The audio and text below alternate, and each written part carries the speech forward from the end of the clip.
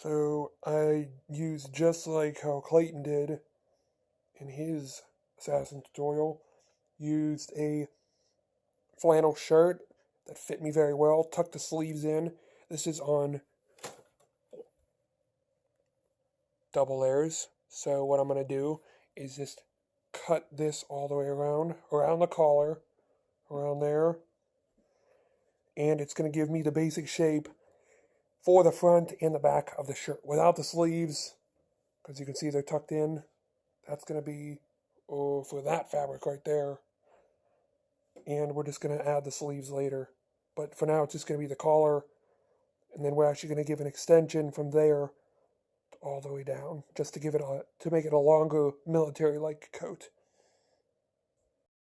So actually, what I just did was I cut off this above the that shoulder piece, and I'm just going to keep everything else, and mainly just use that side and that side for seam allowance.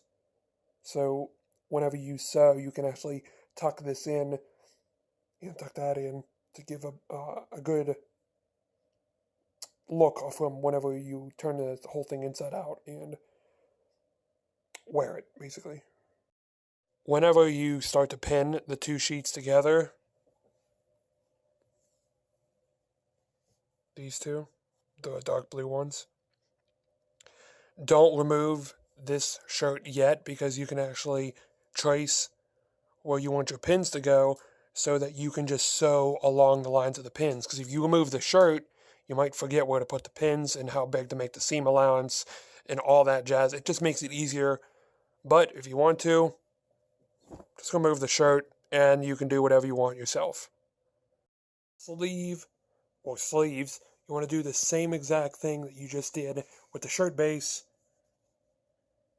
Get the double layered fabric as much as you want. I actually got this like the same amount, the same exact amount actually, as I did for the shirt base.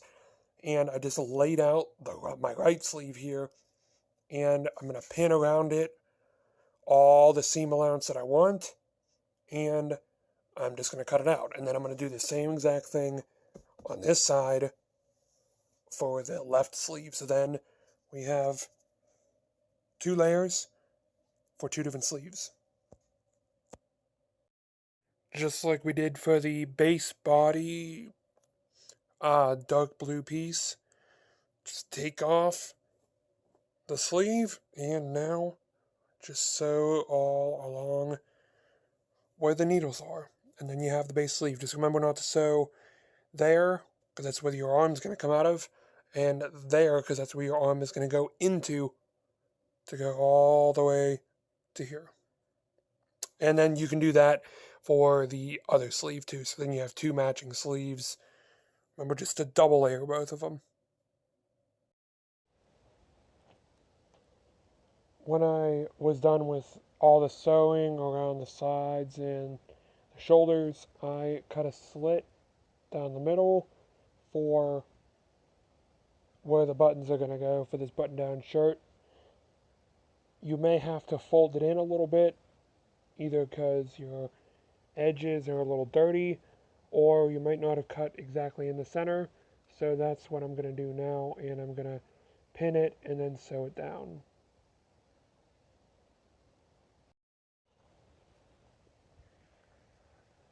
Now that both of these sides, left and right, are sewn down to make them all flush and clear, we're going to finally add buttons, which look similar to buttons that would be on a normal Civil War coat, even though it says something about 1890 something, 1888, I don't know. We're just going to ignore that part. So what you're going to need for this part is a needle to hand sew it. So we're going to take this needle, hand sew these buttons.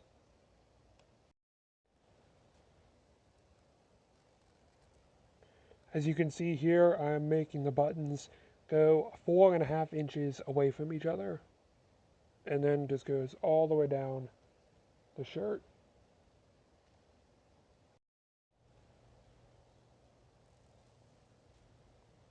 So now that the buttons are all sewn on, the last one right there, we need to make opposite buttonholes. So line the shirt up as close as possible, and you can cut with some scissors small holes just a little bit like this, these sides. So just right across, make a corresponding buttonhole.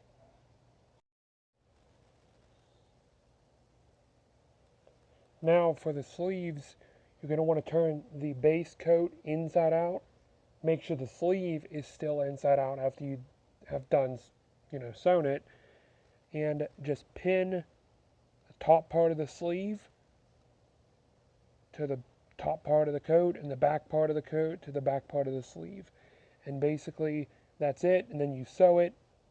Make sure down here is all sewn up to there. Same thing for the top. And then when you turn the whole coat inside out, you have a set of sleeves that are all ready to go and will look great. This is the final product for the Civil War Assassin coat. Buttons, sleeve, base, and all. I hope you guys enjoyed this video. Make sure to like, comment, and subscribe for more Assassin's Creed cosplay videos.